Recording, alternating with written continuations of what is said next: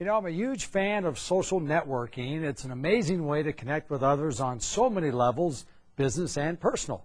I really enjoy reading what others are up to as they post information on their personal pages.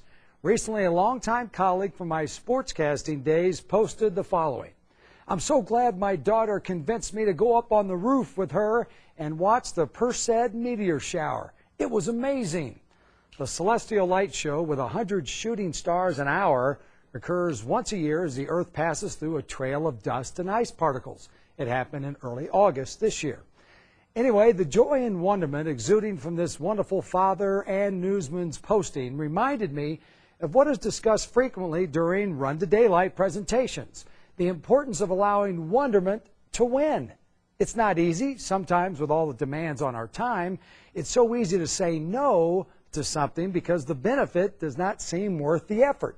But in my opinion, quite often, if we make the effort to say, why not, pretty cool stuff appears in our world.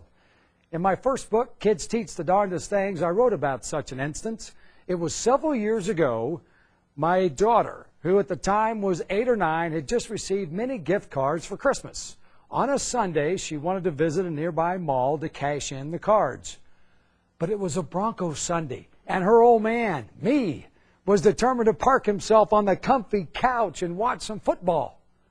Rachel won that debate. So we head off to the mall, daughter quite excited, dad bummed out.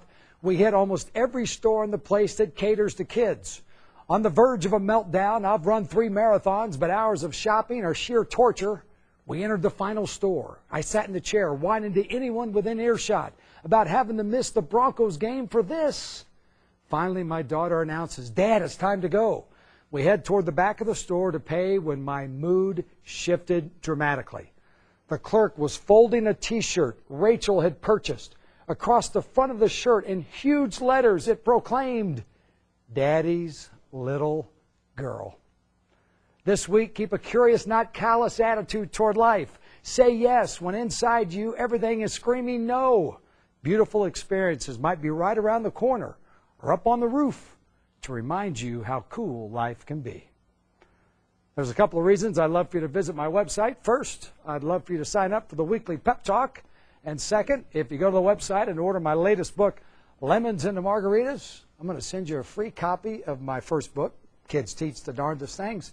All this and more on my website at heycomebackcoach.com.